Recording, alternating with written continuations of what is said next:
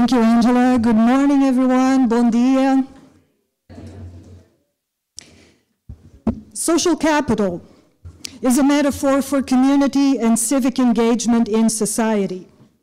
It is defined as social networks and the norms of reciprocity and trustworthiness that arise from them. Related expressions are civic virtue, networks of care, and also the commons. As a metaphor, social capital builds from the idea of economic capital as a base for measuring value. However, the idea of social capital also opposes the theory that economic capital, or rather financial capital, is the most prominent type of capital in society.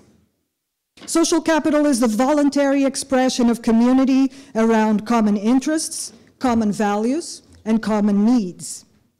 Typical forms of social capital are found in actions of care for others, volunteering, membership and service in civic or cultural organizations, and philanthropy. Studies show that societies with high levels of social capital are more resilient, more equitable, and the individuals feel more fulfilled. Social capital is an important indicator of democracy. One important question for us today is whether there is a relationship between immigration patterns and social capital development. My first slide presents some of that data. If we can show the slide, thank you. The graphic on the top left corner reflects the official numbers from the U.S. Department of Homeland Security Office of Immigration Statistics of immigrants from Portugal from 1820 to 2015, registering more than 539,000 people in almost 200 years. As you can see on that graphic, there were two peak periods that account for almost 90% of the total immigration from Portugal to the United States. The first peak wave between 1880 and 1930 represents some 43% of the immigration, or about 232,000 individuals. The second wave took place between 1950 and 1990 and accounted for about 44% of the immigration, or some 237,000 individuals. The other three graphics document Portuguese non-profit civic organizations registered in 3 states. For reasons of space, I only included these 3, California, Rhode Island, and Massachusetts, within the same time period. The blue columns indicate new organizations in the year of their registration, and in red are all active organizations as of 2015. All the other organizations were either officially dissolved or revoked by each state. In California, almost 60% of all Portuguese organizations remain active. In Rhode Island and Massachusetts, 43% and 42% respectively remain active. I must clarify that this data does not include cross-checking with each one of the organizations to determine its current level of activity or of membership. There are interesting patterns among Portuguese nonprofit organizations in all 3 states, and this is similar in other states. First, a significant increase of new organizations during the late 1920s and throughout the 1930s, which was a time of near almost suspension of immigration to the United States. Both were times of economic depression and also of heightened patriotism due to war efforts. And the second pattern of increase in new organizations can be seen during the second peak wave of immigration in the 1970s. We observe a correlation between increased immigration into the same geographic areas and an increase of social capital activities. Likewise, during economic crisis, we see an increase of social capital-oriented solutions. This points to a community's resourcefulness through networking in providing immediate intervention and support to urgent needs. But, as we all know, resourcefulness in times of urgency is not the only expression of the effectiveness of social capital or of a community's long-term values, needs, and hopes. In social psychology, the term generativity addresses many of the concerns and the qualities of our discussion today. Generativity is the adult's concern for and commitment to the next generation, as expressed through parenting, teaching, mentoring, leadership, and a host of other activities that aim to leave a positive legacy of the self for the future. I would venture to say that everyone present in this room are highly generative individuals who are deeply engaged in caring for the future of our communities and for the next generations on planet Earth and beyond. Consciously exercise, promote, and generate social capital in our communities and in the society at large. The 4 speakers in this panel are representatives of 4 Portuguese civic organizations. They were asked to briefly introduce their organization and then select from a list of questions, which you can see on the next slide, ranging from mission, governance, activities, and membership of the organization, as well as questions pertaining to the results of the PALCUS 2017 survey regarding concerns and recommendations for Portuguese civic organizations. Please welcome all 4 speakers.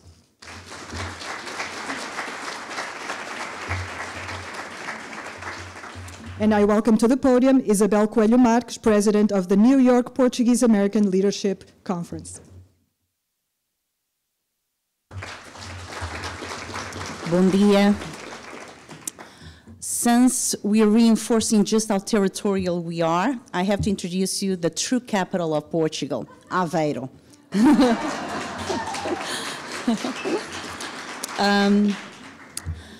I will begin by drawing your attention to a famous quote that says, "Alone we can do so little, but together we can do so much." Within this quote truly lies the essence of the New York Portuguese-American Leadership Conference. NYPALC is a nonpartisan, nonprofit organization formed under the laws of the state of New York. It was founded in 2012, and in 2015 merged with the Portuguese-American Civic Association of New York State, which had been founded in 1976, but had been inactive for almost a decade. After the merging, NYPALC became the singular voice of the New York Portuguese-Americans. NYPALC's structure is made up of the executive board and its members. It is governed by the executive board, which is constituted of volunteers that are geographically representative of the community, thus permitting us to know and understand the specific dynamics and needs of our community. While NYPALC started out with a membership of Portuguese-American organizations, currently NYPALC membership includes any and all organizations which include in their mission the promotion, education, or protection of Portuguese-American interests. NYPALC does not charge a membership fee from its members. We depend exclusively on sponsors who support our operations. Currently, with 67 member organizations spread throughout New York State, NYPALC represents approximately 180,000 Portuguese and Portuguese-Americans. NYPALC's activities and programs are mission-driven to address the needs of the community in the strategic areas of education, Portuguese language and culture, outreach, government affairs, and the recognition of the success of the community.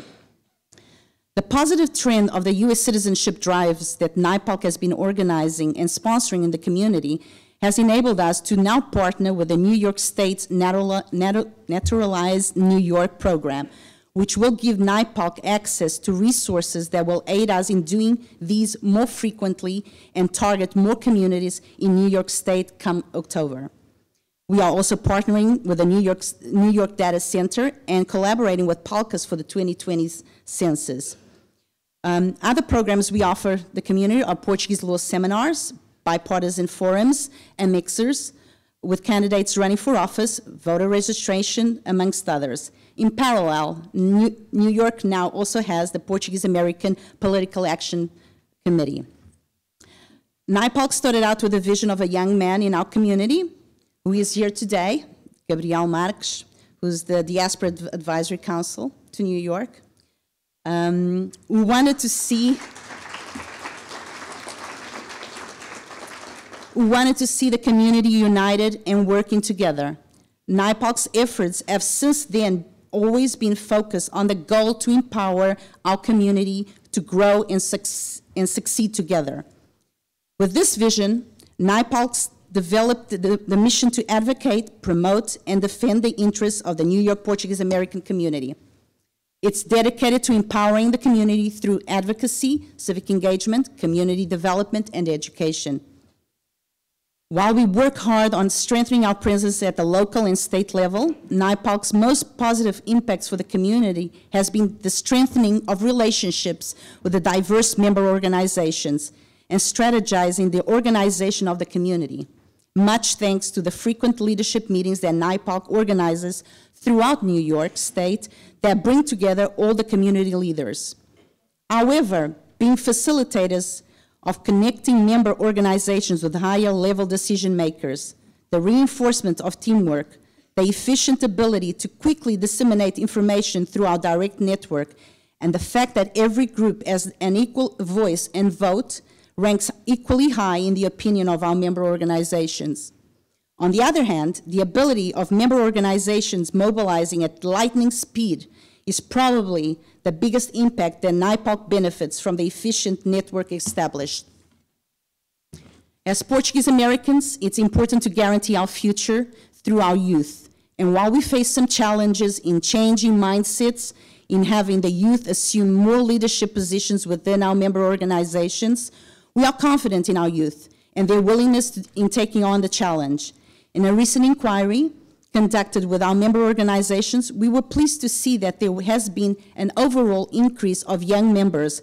More specifically, the Mineola Portuguese Center reported close to 100 new members in this age group under 30 in the past year.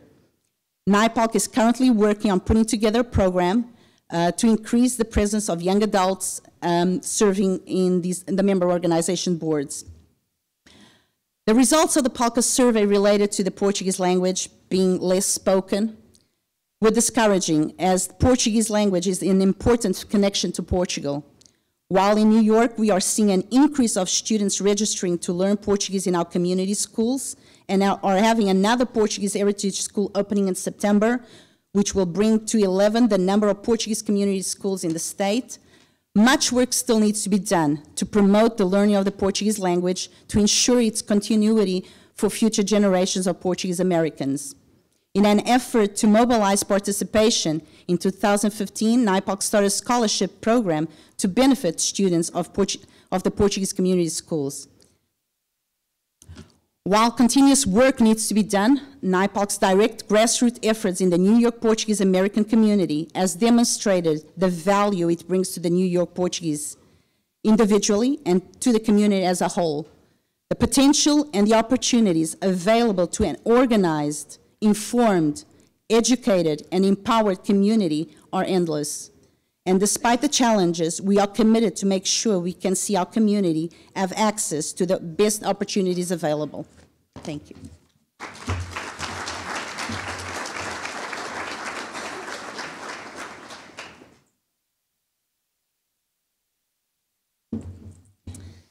Good mid-morning, everyone. First of all, I'd like to congratulate PALCUS, as well as the Embassy of Portugal, the Ministry of Foreign Affairs, and the Luso-American Development Foundation for organizing such an impressive and much-needed gathering. Thank you also for inviting PAPS to be here today. So what is PAPS?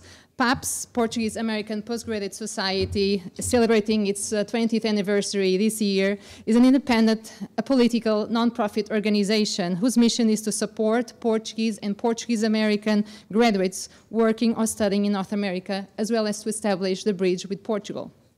PAPS has now approximately 2,000 members distributed across multiple cities in North America and also worldwide, as some members have continued to develop their careers in Portugal or other countries.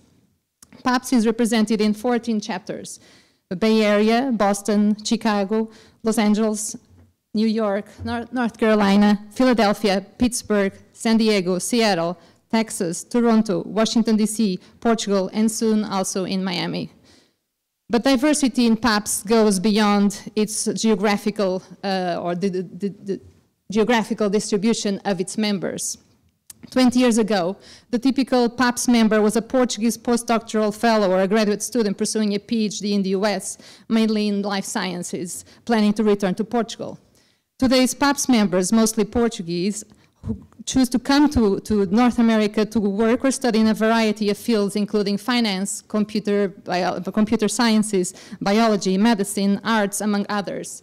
And many go on to pursue their careers in this continent, often maintaining a strong link to Portugal. Because PAPS has existed now for 20 years, PAPS members are now at diverse career stages. So what does this mean? That throughout the past 20 years, PAPS has been creating and strengthening a true network of graduates, both junior and senior, in a diversity of fields. Sorry, I keep on doing this. The diversity of fields with prime positions at top universities, companies, and organizations in this continent, and also in Portugal and Europe, as I just mentioned. For example, executive director, we have, as examples of positions of PAPS members, executive director of Boehringer Ingelheim at USA, professors and top researchers at the best universities in the US, senior creatives at Google, researchers at IBM, senior director at Altus USA, leader at NASA, dean of College of Science at University of Texas, vice president at the World Bank, to name a few. This diversity in field, career stage, and geographical distribution offers unique opportunities of collaboration, mentorship, and career development, as well as partnership opportunities, not only in the academia, but also in business. Over the last few years, PAPS has expanded its activities so that it can better support and represent the Portuguese and Portuguese-American graduate community in North America, and has developed strategies to maximize the contribution of this community here and in Portugal, and also to stimulate and strengthen its relationship with Portugal. Such activities include its annual forum, which is a national meeting, summer internships in North America, where Portuguese undergrad students have the opportunity to intern with a PAPS member in the US.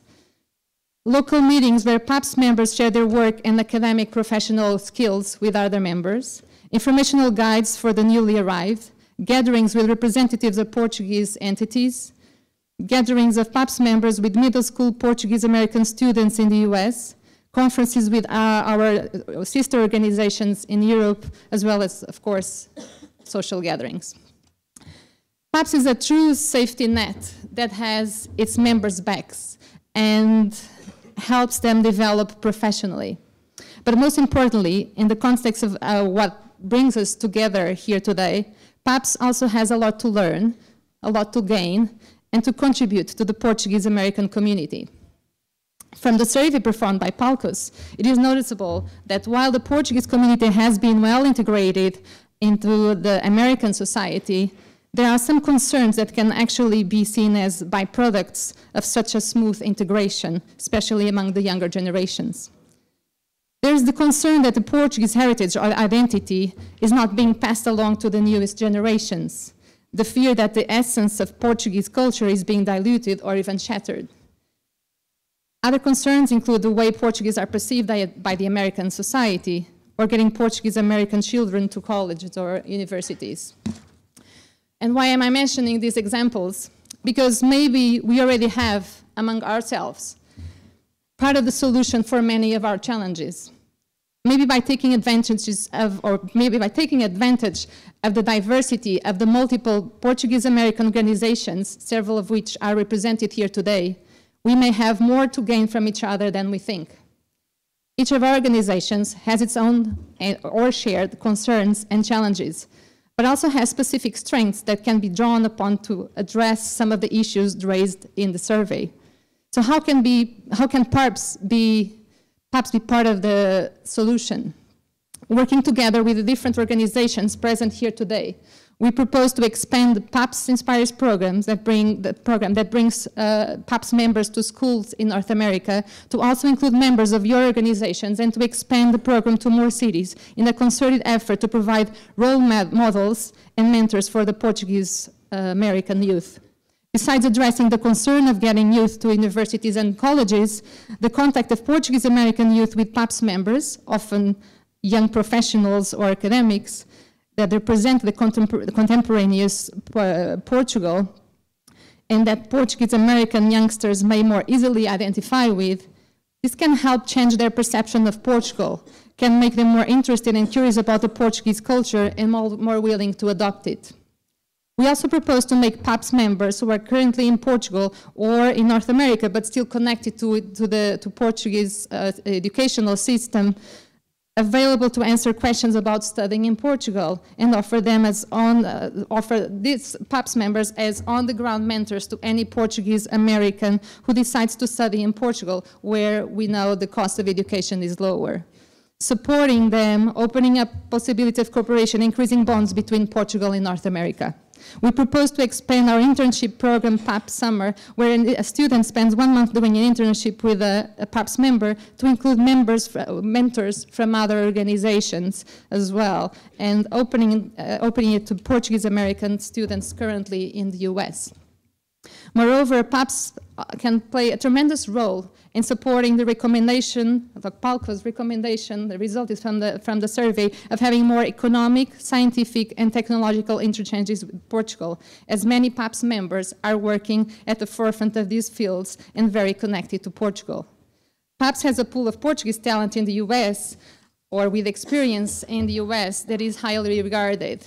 And I strongly encourage you to also look into PAPS members when you're looking to hire. In addition,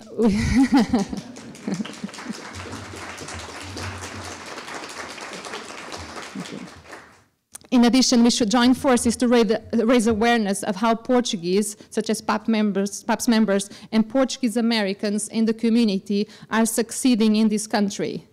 And we have infinite examples in both of these cases. We should keep in mind that part of how we see ourselves depends on how we think others see us. Of course, none of these can be accomplished without having the different organizations and stakeholders talking to each other. And today's national conference is already a magnificent step in this direction. I truly hope that in addition to each of us, or each of our organizations reading our essays, that we as organizations and each of us as individuals will use this opportunity today, as we all stand under the same ceiling, to interact, discuss, and together start working on solutions to our challenges. Thank you.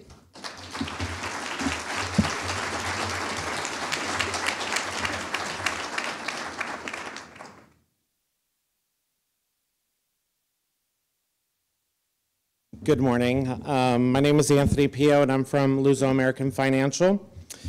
Luso-American Financial is a fraternal benefit society that was established in 1868 and celebrating its 150th anniversary.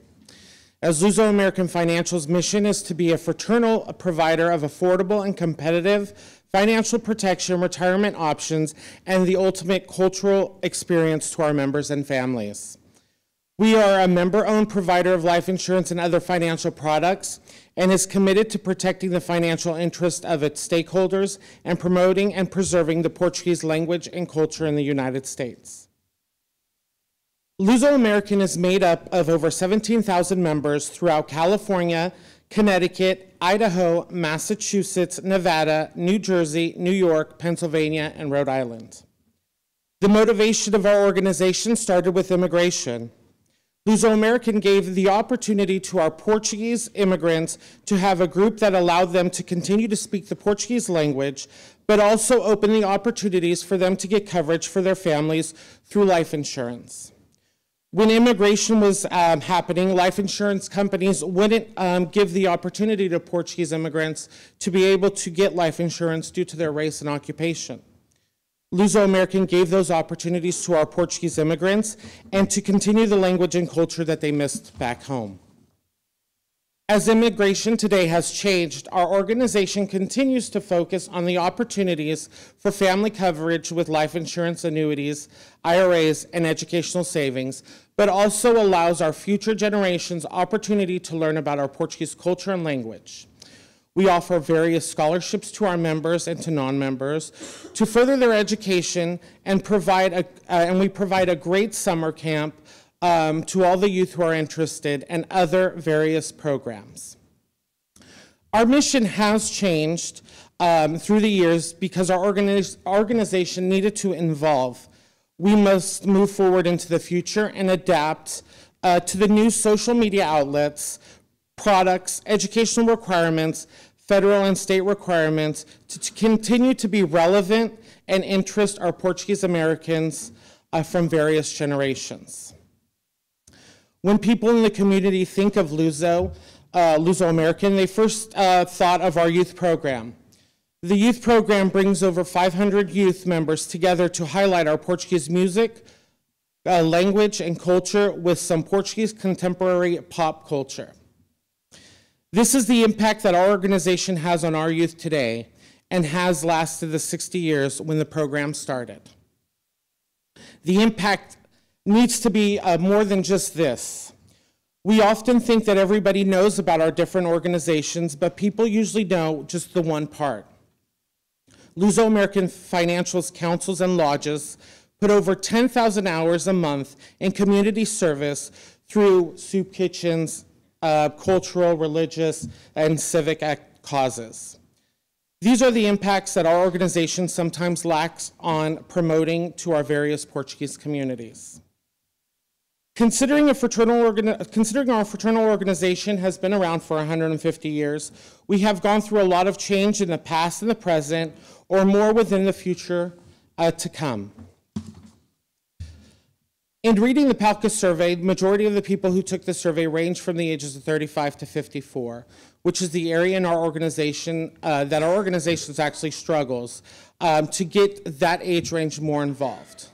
Majority of that age range have children who take part in our youth programs, but what is it that Luso-American must do to interest the parents to get involved?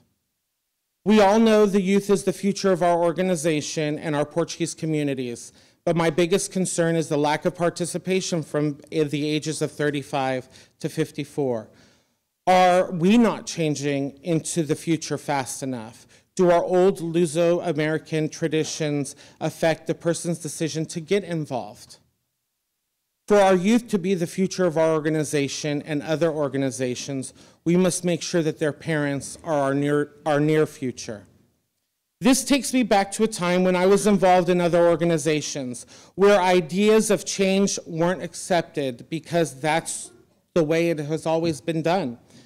An instant negativity about something not working. Those comments immediately made me negative, and I didn't want to participate in those organizations that weren't willing to change or listen to other ideas. I consider myself very lucky to have seen our Portuguese communities throughout the United States. I was born and raised in California, and for the past 4 years have lived on the East Coast. Unfortunately, these comments continue. Some people get discouraged and don't want to participate in meetings where people turn down ideas or become negative. However, I didn't step aside.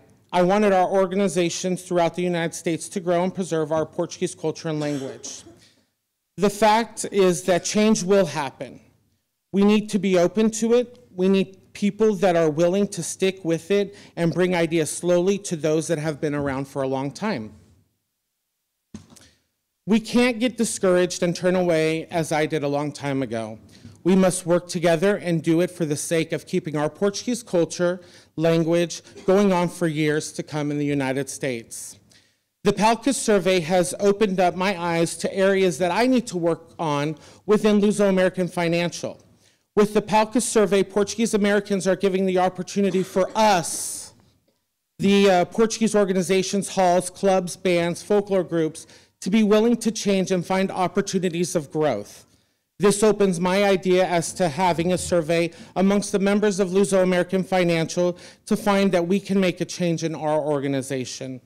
Today, more than ever, Luso-American Financial is working hard to make some of these changes for the future, and we will identify key components to work and that work and don't work to help us move forward into the future. Again, today, I think that this conference is a big step into the right direction, not only for an organization that I work for, but also for our Portuguese community in a whole throughout the United States. Thank you.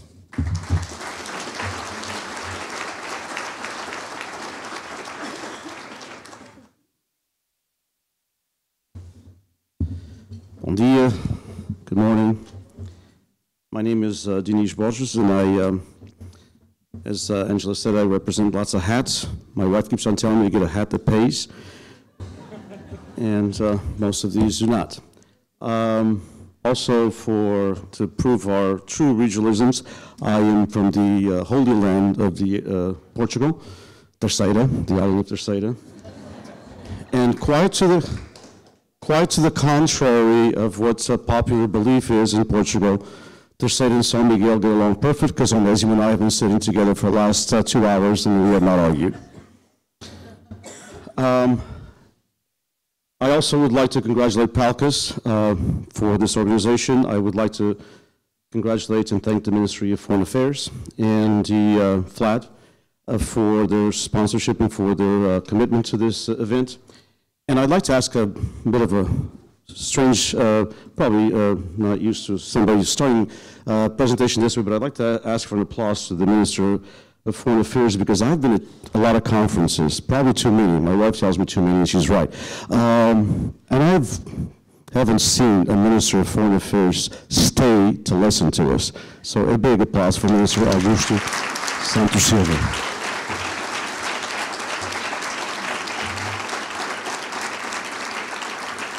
Thank you so much. I'm going to start with a little quote from a gentleman that we all know by the name of José Saramago that said, as citizens, we all have an obligation to intervene and to become involved. It's the citizen who changes things. The mission of the California Portuguese-American Coalition is to unite elected officials and civic leaders to facilitate stronger collaboration in advancement of the interests of the Portuguese-American community in California. Our first order of business was to take an ongoing inventory, and I mean ongoing because in politics things change, of the Americans of Portuguese ancestry who serve in public office, elected or nominated. Through this network of Portuguese Americans in the public service, CPAC, California Portuguese-American Coalition, partners with organizations and community activists to develop action items and strategies that will build the much-needed bridge to the future. For right now, as of our best information is we have 94 elected officials in California, from municipalities to county supervisors to state level. And we had 93, but one came out of the closet at the visit of the Prime Minister. We had a state senator after the Prime Minister's great speech, Jim Nielsen, announced that he was of Portuguese background. We had never knew that he was of Portuguese background. And we had just also counted another one without a Portuguese name, Henry Stern, whose mother is also of Portuguese background. Henry was the son of an actor, Daniel Stern, if you remember Home Alone. And for those of you who have children, you might have remembered. And Henry is also Portuguese-American, as identified as Portuguese-American from his mother's side, Matos and Pereira, so very Portuguese. Henry says he makes kind of awkward things, at family gatherings because he does like linguiça, being of Jewish background. So we have identified 94, and this is an ongoing work. The annual California Portuguese-American Coalition Summit in Sacramento has taken the Dia de Portugal resolution events held in our State Assembly and Senate into another realm. With the summit, elected officials and community leaders can network, identify, discuss, and put forth action items that are important for our community. The summit is also a catalyst to promote the community in the mainstream, to bring awareness to elected officials from geographical areas with a strong Portuguese-American community, and to build coalitions with other ethnic groups that compose our unique mosaic in the myriad of cultures that make California, as all of you know, one of the most multicultural states in the Union. As Brazilian Bishop Elder Câmara once said, and I quote, "Keep your language, love its sound, its modulation, its rhythm, but try to march together with others of different languages, remote from your own, who wish, like you, for a more just and human world." According to the U.S. Census of 2010, we have 374,602 people in California of the nearly 40 million residents of that state who identify themselves as being Portuguese ancestry. We all say we're a million, and Leslie has this wonderful joke that he could tell about the million. According to the U.S. Census, we're 374,602. We hopefully, with Marie's guidance at PALCUS, we will reach that 1 million that we need for California.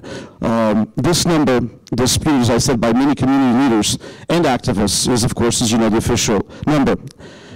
However, as I said, projects like the current one that PALCUS is working with through the guidance of Marie, and the U.S. Census, and that CPAC will naturally be a partner in promoting California, will certainly have a much better number, we feel, by the next census of 2020. The reality is that as the immigrant community ages, so do the challenges to preserve and disseminate the Portuguese language and cultures in California. It is CPAC's philosophy that promoting language and culture must serve as a unifying factor in our community. According to the same census report of 2010, only 78,403 people identify themselves as Portuguese speakers. And these are not only from the nearly 400,000 that identify themselves as Portuguese-Americans, but from Californians who immigrated or have roots in other Portuguese-speaking countries as well. In a community that's very assimilated, our Portuguese-American community in California truly is assimilated. It's imperative that, as the PALCUS National Survey indicated, we build the community of the future around common themes that unite our organizations. Also, as the PALCUS National Survey indicates, the teaching of the Portuguese language and cultures, and my fellow panelists mentioned that, is a single issue that we can all agree in our community. You know, some of us are from Benfica, some of us are from Sporting, some of us smart ones are from Porto, and there's a couple of people, wow.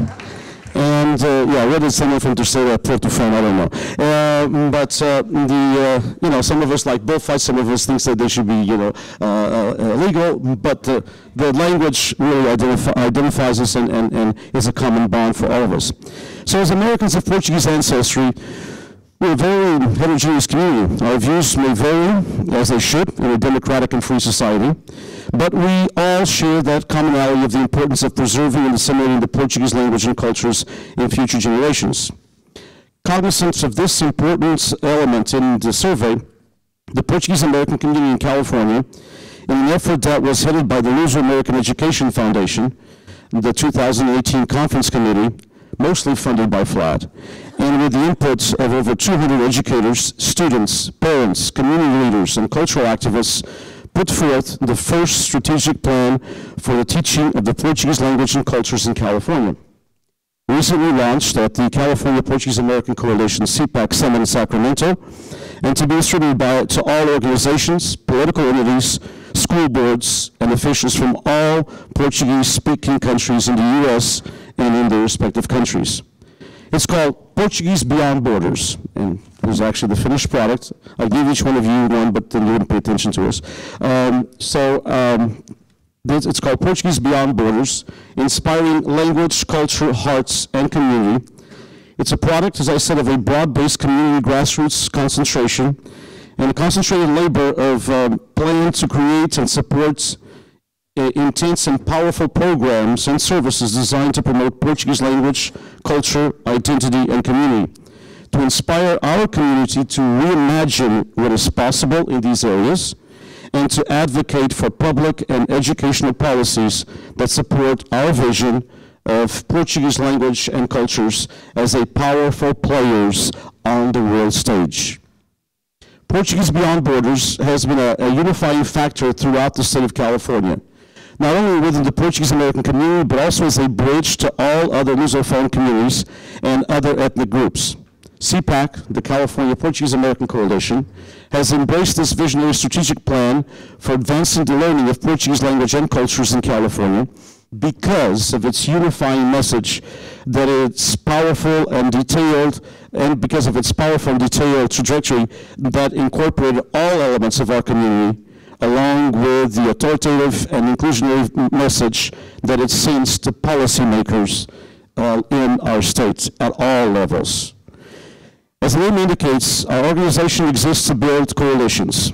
We believe that our community can only endure the challenges of the 21st century if it comes together with one major unifying common theme, and we build alliances, not only amongst ourselves, not only amongst our community, not only amongst our organizations, but also with other ethnicities that share our values and our concerns. CPAC's mission of advancing the interests of the Portuguese-American community in California can only be achieved through a network that builds upon the individuality, the history, and the commitment of each of our associations, many of them over 100 years old, and be they cultural, religious, social, recreational, educational, or political, as these organizations simultaneously work together with one or more common themes to shape our presence in the American mainstream. Building a bridge between each association and between these and their counterparts in other ethnic groups within their respective region is a paradigm shift for many in our community, but it is also absolutely needed if we are to continue to contribute to the American ideals and the American dream. The partnerships that many of our elected Portuguese Americans have forged in their respective districts in order to get elected, I believe, has to be replicated within our movement, within our associations. We also have to learn to build relations and bridges with other ethnic groups. The social capital that we have will only survive and thrive if we build coalitions and unify around a common theme. California Portuguese-American Coalition believes that the common theme is the teaching of the Portuguese language and cultures in the American school system. As Woodrow Wilson said, and I quote, "We came to America, either ourselves or the persons of our ancestors, to better the ideals of mankind, to make them see finer things than they had seen before, to get rid of things that divide, and to make sure of things that unite." Muito obrigado por vossa atenção. Thank you. Good morning, still. I'm Manuel Betancourt, I'm from California, and I'm from the island of Graciosa. But dos Açores, ou da Madeira, ou do continente, todos nós somos boa gente.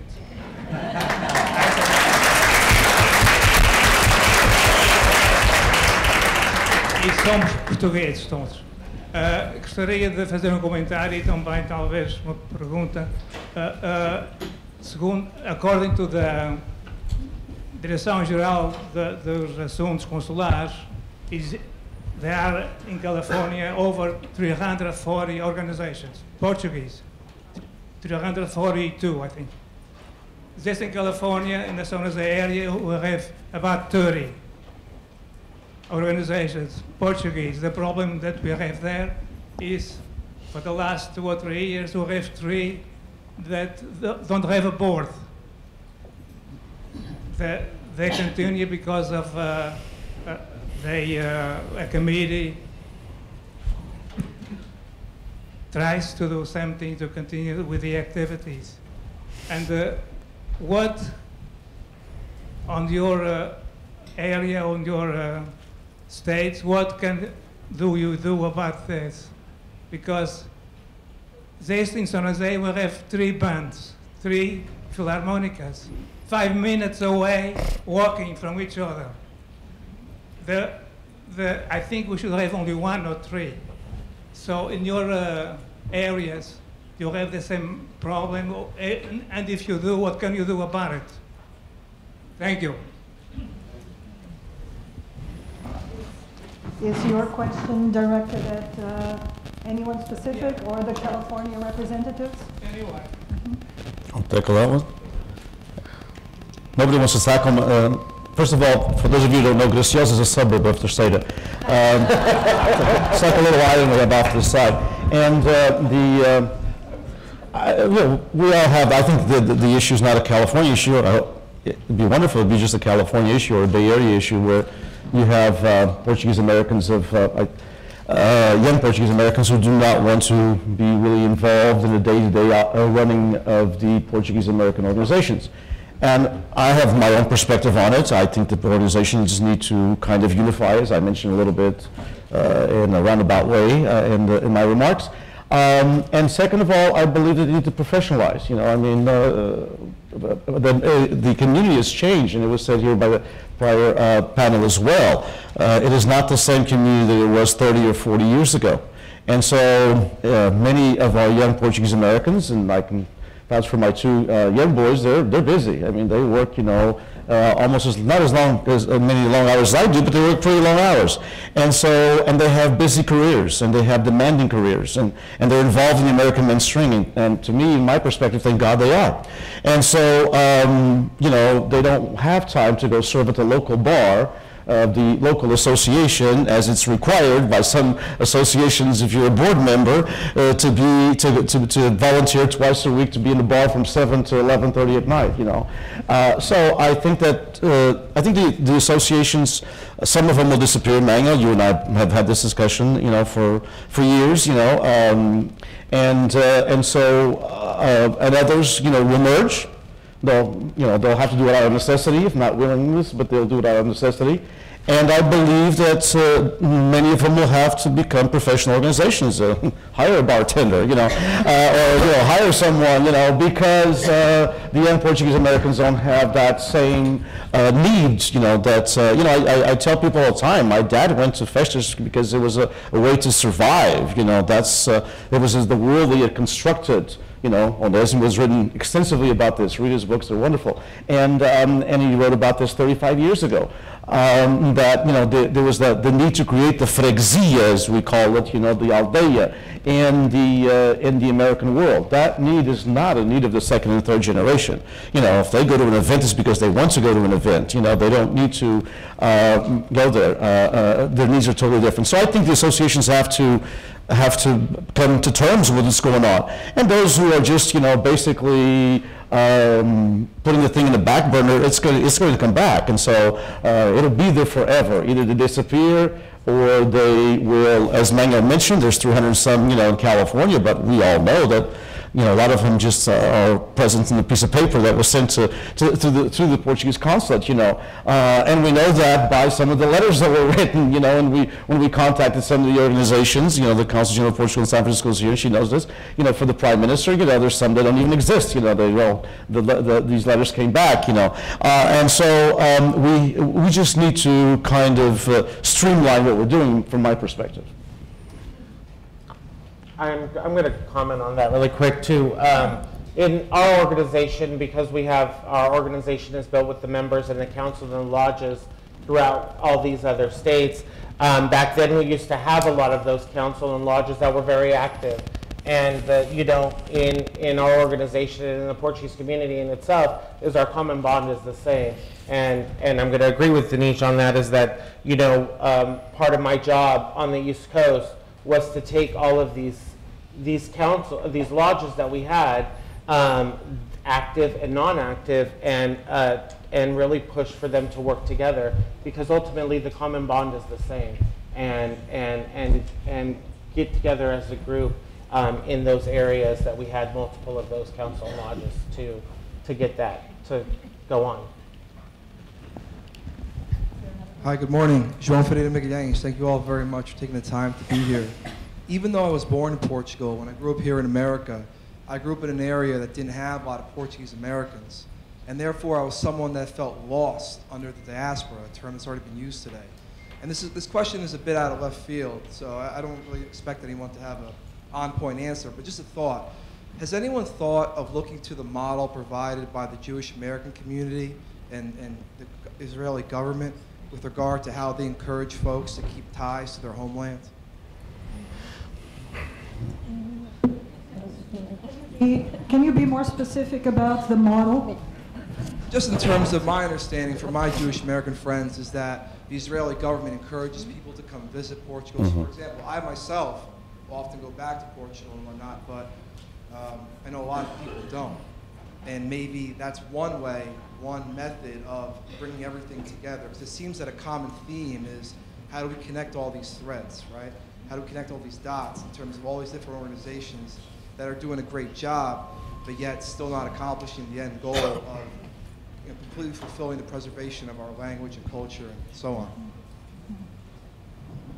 Does anyone in the I think that even now more than ever, I think that the tourism in Portugal has grown so much, and there's so much more awareness and marketing out there about what Portugal has to offer. And so I do think that that part is actually evolving through our communities here. Right?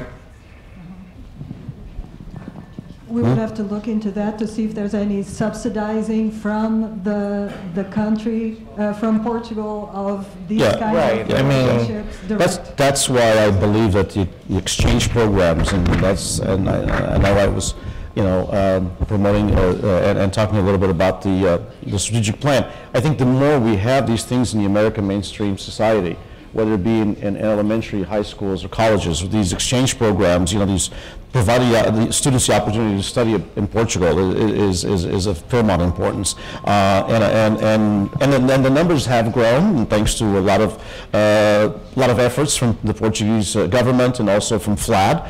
The numbers have grown, but they're still not the numbers that we need. I mean, according to what was given to us, a group of us that were here and just some state legislators from the East Coast that were given to us by Ambassador George Glass. I mean, it was just, the numbers are still abysmal compared to other countries, that study, abroad. And so we need to do a better job of that. I wholeheartedly agree. I don't know if Portugal has the funding that Israel has, we can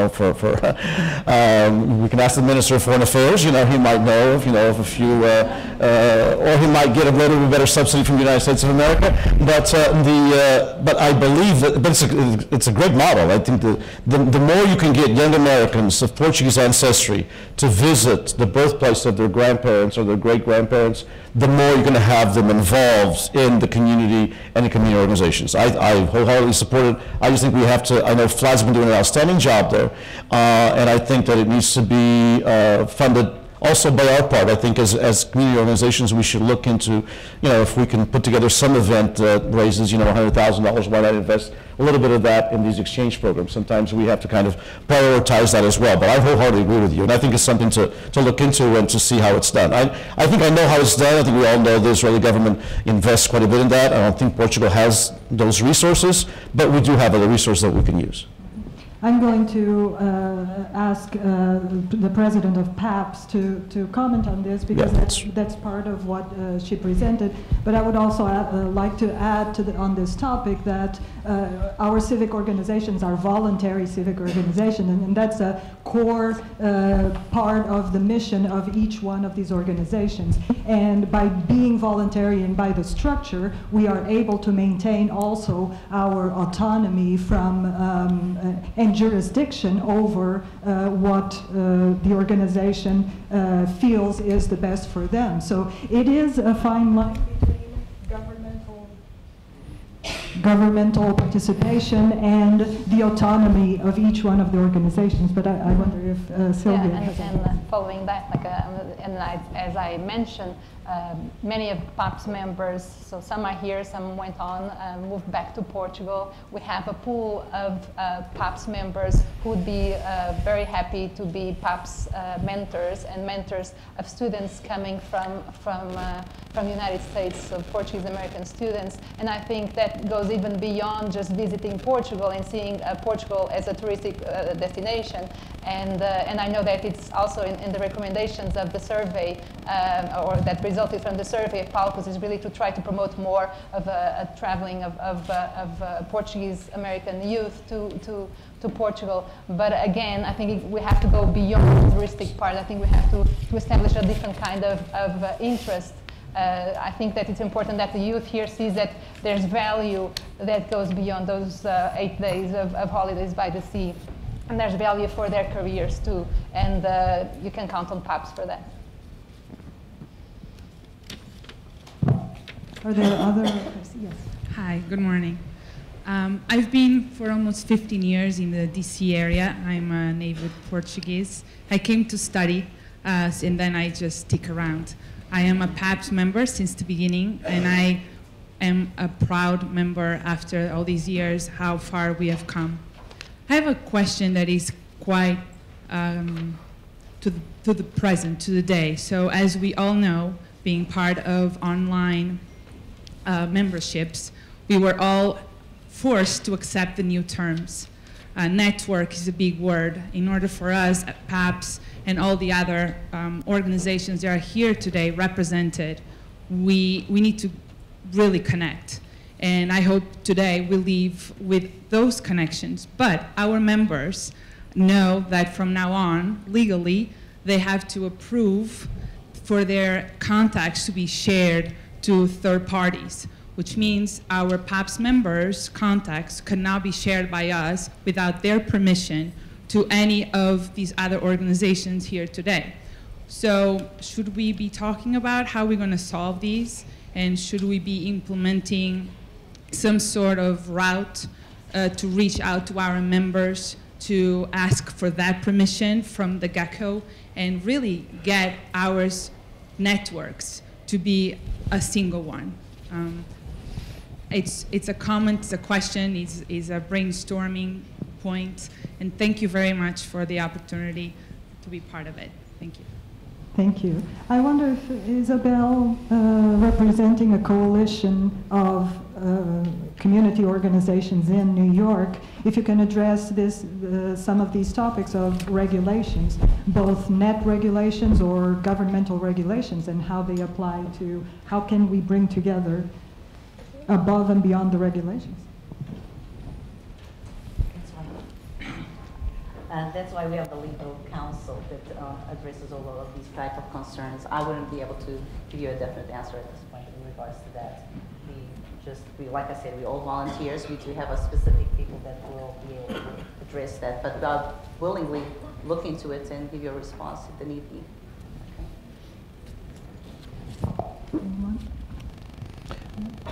It's a great point. I just think that we do need to address that.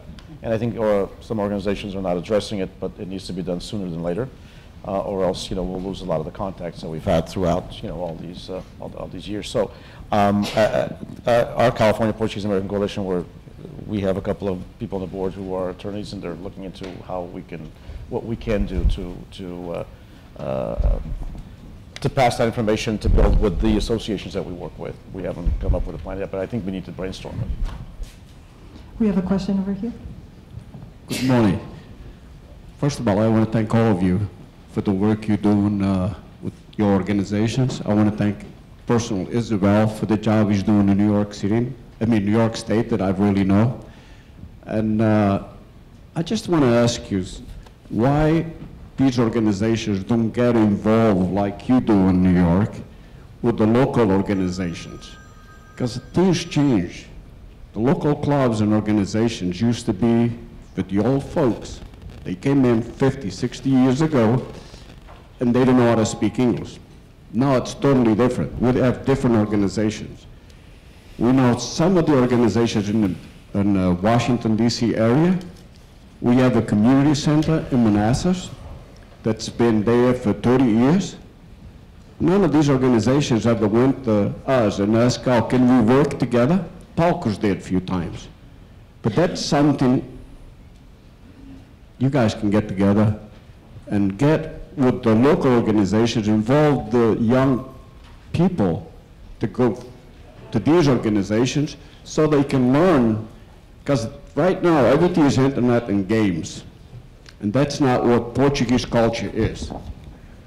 The clubs stand there because somebody years and years ago took their time to create the organization, to create the community centers, and we need to bring those youngsters back to these associations. Thank you. Okay. Thank you, Senhor José Moraes. in fact, in New York, we have noticed an increase,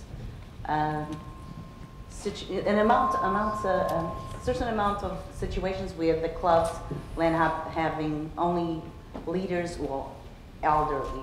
And most of the times they come to the end of their term and nobody wants to pitch in and actually take the leadership at in the next year. What happens is, surprisingly enough, it's been the youth that has come through from some of these centers. The youth that sometimes these leaders don't want to be involved, but I can give the example of the club in Austin.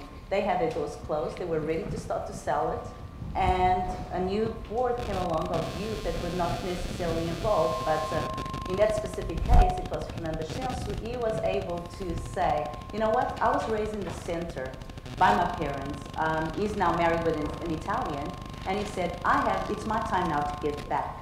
And what we see is that when, in a moment of calling, they do show up and they do their share. So I can say, as a matter of fact, that in New York, the youth do get involved. They are willing to do it. We do have the mindsets that we need to change a little about, the leaders that are a little older, that may not allow them to fully flourish into the leadership roles. But we're on our way there, and we truly believe that these young adults do surprise us, and that's been the case of several centers in New York, and most recently the one in Austin.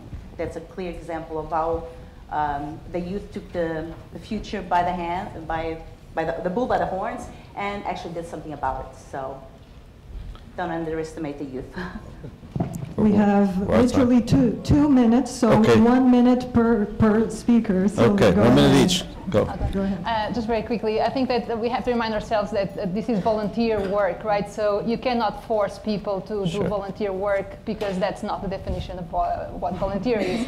What has to happen is that people have to understand what the cause is. Like, they have to be committed to the cause of those organizations, and they cannot be forced to do it if they don't believe in it. And the needs have changed. So I think that there has to be a mindset that allows them to also have a say to take those leadership positions, but also have a say to what they think that organization should be, what role that organization should be playing, because if not, for sure it's gonna just die. When we started debating this strategic plan for the teaching of the Portuguese language and cultures in California, and I said we involved over 200 people, it was about 230 to be exact, of which was about 42 high school students from different regions in California. Because there were some very enlightening things that were said by students. We think that they're high schoolers and they don't have, they're thinking about dating and everything else, and the last thing on their mind is the Portuguese language. But we had a lot of interesting input from these students, and then at the end I had a session with a few leaders of these 40 students. We took 12 of them, and their last remark was this: thanks for getting us involved, because normally when we're asked to be involved in the Portuguese-American Association is to serve a dinner, and nobody wants to listen to what we think. And so I think that what Silvia was saying is, I think that we need to bring in young people, but not in the traditional sense that we did for so many years, just to come and clean up or do something, whatever, that that the organization can save a few money by not professionalizing that aspect of it. So I believe that we need to give them a seat at the table. Yes. I think this completes our session. I want to thank everyone for your participation.